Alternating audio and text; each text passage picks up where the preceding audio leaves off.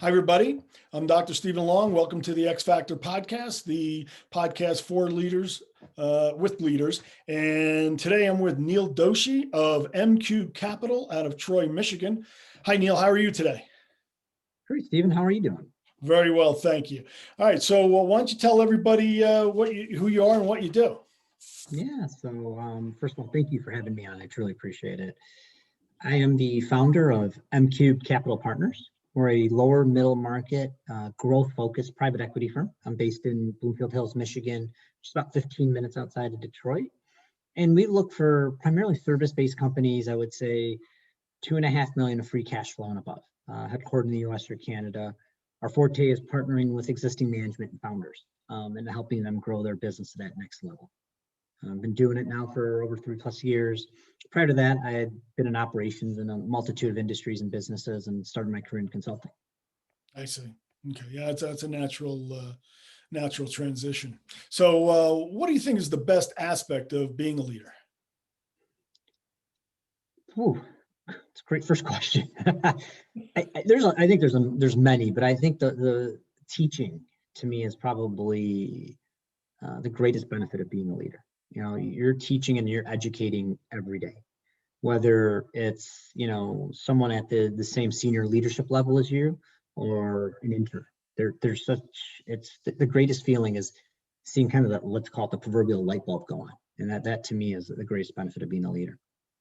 That is such a undervalued leadership skill, but it's something that leaders are constantly required to do. And not many really understand, the intricacies of it. And obviously, I'm trained as an educator, so it's great to hear people, talk about that. So, in your development as a leader, what are some of the, well, give me one. What was the primary, teaching technique that you rely on? I don't know if there's a scientific technique. I mean, I know there's a lot of them people have used, candidly speaking. In my world, it's more listening. I look at it and say, I can hammer. I mean, I'm also a father of 3 kids, and I can tell them what to do all day. And truthfully told, whether it's my kids or somebody that I'm leading, half of it goes in one ear and half of it goes out. And they retain nothing, to be candid with you, because they don't care. They just look at it as being a lecture, but rather just understanding the pulse of each individual. I think, we forget everyone's going through a lot. Pre-COVID, now that we're in COVID, it's even worse. But pre-COVID, even then, either you have families, you have girlfriends, whatever it might be, parents, something going on.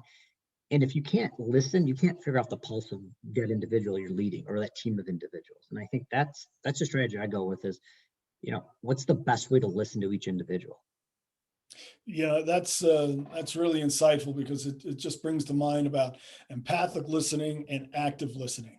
Right. And because of where our society is right now, uh, people, it's not even that people aren't listening. They're not even waiting to talk. They're just talking over everybody else. And so, Right. to hear you talk about, teaching and listening is really, it's just so refreshing. So thank you, Neal. I appreciate that. Oh no, my pleasure. Thank Yeah, you. because I got to tell you, with my clients, it's one of the things that I usually have to teach, so it's, that's really refreshing. So what do you see as the primary leadership responsibility?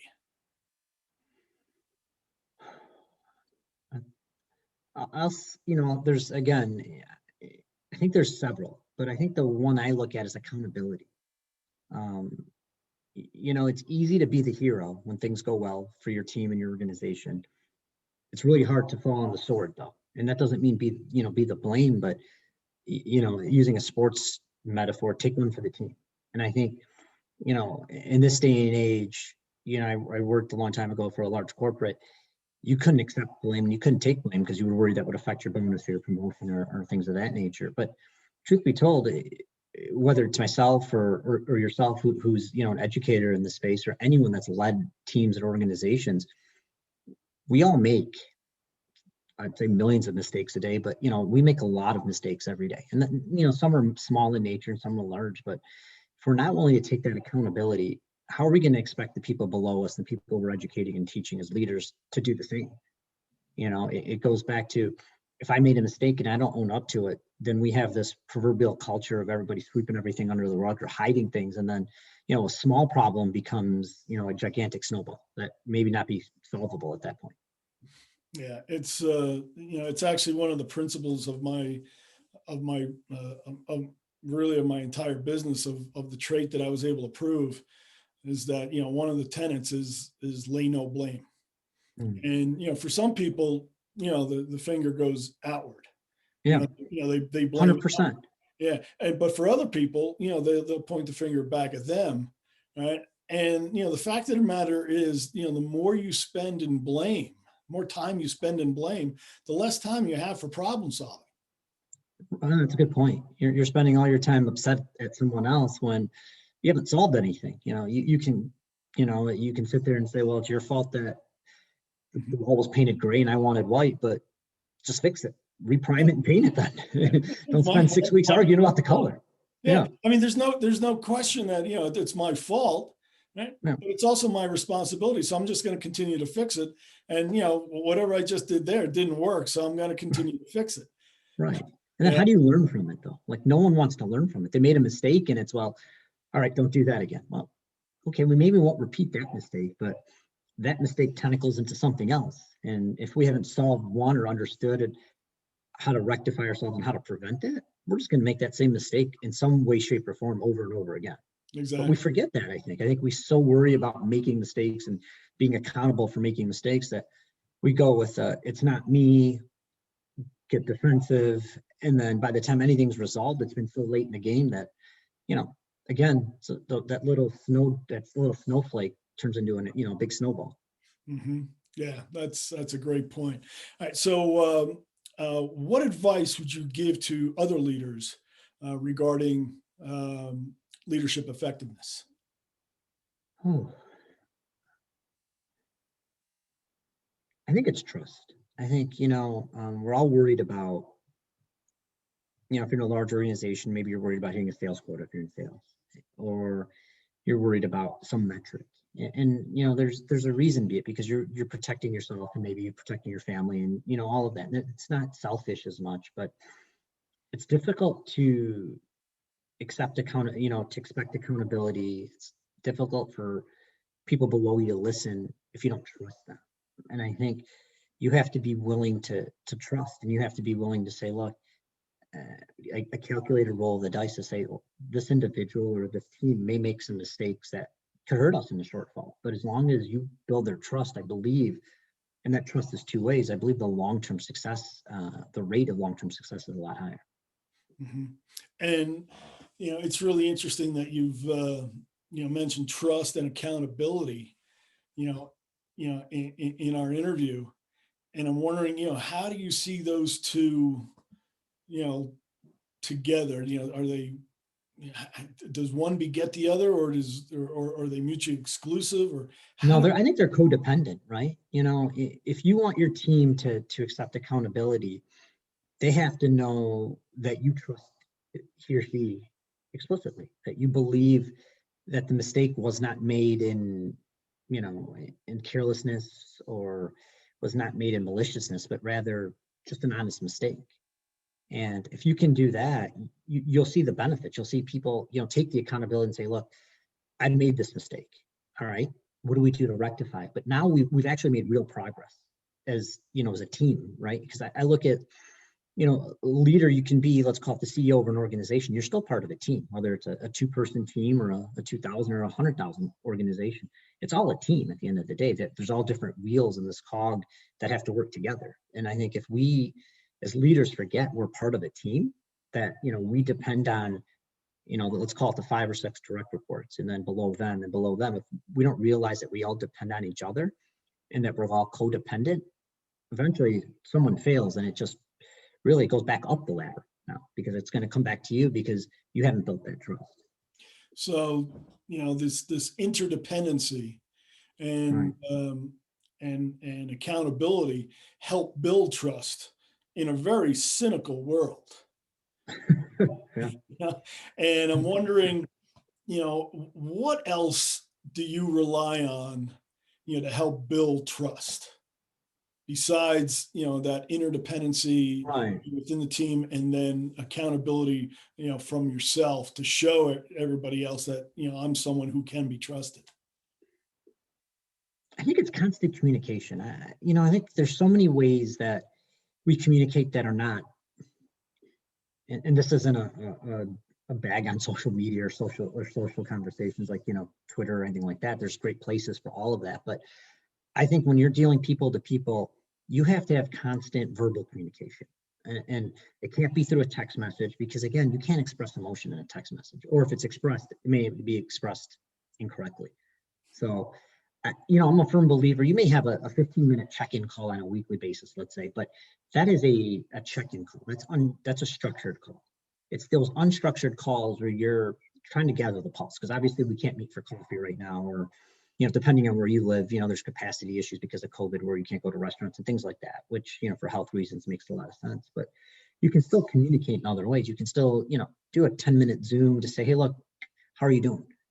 People have a lot going on. They could be trying to take care of their kids and homeschool their kids. They could be trying to manage the house. Their office may be, a cramped little spot in their basement. There's all these other factors now. And if we don't have these constant communication, verbal communications, I think that's where you lose that trust, because you don't know what that person's doing, and he or she doesn't know what they're doing either, what you're doing. So you don't have that trust, which again, then you don't have enough trust to build accountability, and then like your organization starts to see, little holes come in.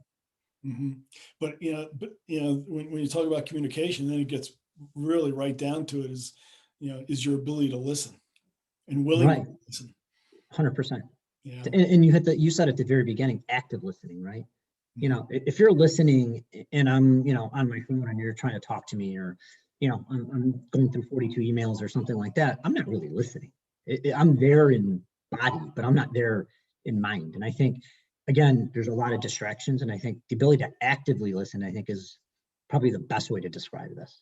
Yeah. And that takes a tremendous amount of impulse control.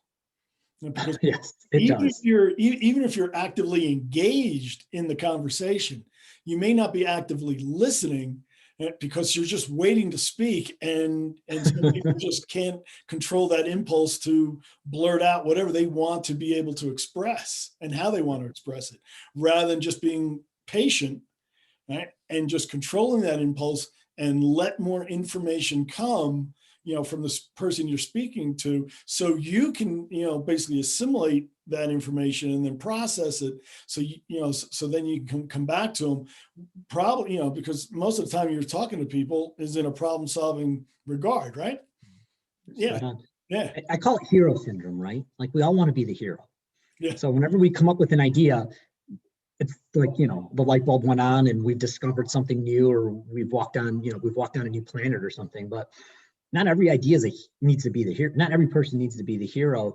And we don't need to each individually be the hero in every conversation. It doesn't really accomplish much because, you know, I joke around, but I tell my kids when dad goes into a meeting, I want to be the dumbest guy in the room. Because if I'm the smartest guy in the room, I have nothing to learn. And then I'm not even going to actively listen, candidly. I'm going to be tuned out. But if Yeah. I'm the dumbest guy in the room, I have the most to learn and glean.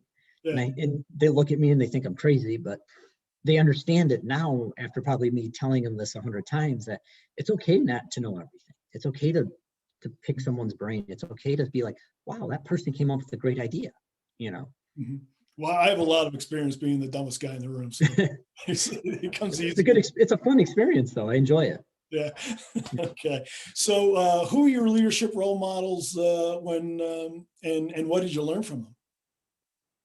So I think, historically, one of my biggest leadership role models was Dr. Martin Luther King. I read a lot of his biographies as a kid. I thought, how do you lead? And you lead, in a way that is not the norm. It's against social norm, right? You're leading by saying, I'm okay to be arrested. I'm okay that you're going to punch kick me. You're going to say things that are tremendously inappropriate, but I'm going to convey the same message, which is peace, which is unity. Um, and I'm not saying that's what I'm doing as a leader, but the way he went about leadership to me spoke volumes. And then, as a kid, it would also be my father. My dad came from India, maybe a nickel if he was lucky in his pocket. Mhm. And all he did was, to me, he's the American dream. He worked, I don't know how many hours a day. If there's 25 hours in the day, he may have worked 25 hours in the day. Mhm. But he always had food on the table for us, a great shelter. We always had a great education, and he was there for us. I mean, it wasn't quality or quantity. It wasn't quantity, but it was quality. And I would take 2 quality hours over 4 hours where a parent sleeping on the couch all day. Yeah, but that So that leadership model of of Martin Luther King is really all about right over might, correct. and and um, and not so much of having a position but having power. And I talk about the difference between position power and personal power. Yeah, And if you have typically. leaders who have personal power in the right positions, you can get a lot done. Right. But people, leaders who rely upon their position to get things done, they'll hit a wall really quickly and they'll experience friction right to that wall. No, you're right, because they won't get enough buy-in. You're right. They're going to leverage power, of being on top versus, the message of what it takes to, why I'm on top. It's always who is on top in that example. So no, you're spot on. I agree. Yeah, but when you talk about people like Martin Luther King or Gandhi, those people had absolutely no position, power Right. in the society, but they had all kinds of power and they got a lot done. So that's no, those are really strong role models. So all right, so how do you relax or celebrate? um, I'm lucky. Happily married 13 years now. So whenever my wife and I can hang out, we'll spend some time together. Otherwise, I'll do something active. I can't. I wasn't born to sit around and watch TV. I'm not a movie guy, to say the least. But it's either playing sports or spending time with the family. Those are probably my two favorite things to do. Oh, terrific. All right. So how can people contact you? Yeah, so I can provide you my email address, my phone number as well. So you know, people feel free to email me at Neal Doshi at M cubed, or I'm sorry, M3 capital partners.com, and that would be the easiest way. We can communicate from there, and then I'm also on LinkedIn as well, under Neal Doshi, Neal, and then Doshi. All right, terrific. Well, Neal, this has been great. You really brought up some really great points that I think the listeners are going to get a lot of benefit from. So thank you so much for your time. I greatly appreciate it. No, my pleasure. Thank you. Thanks for having me. My Appreciate it. pleasure. So everybody, thanks so much for listening, and we'll see you next time on the X Factor. Take care.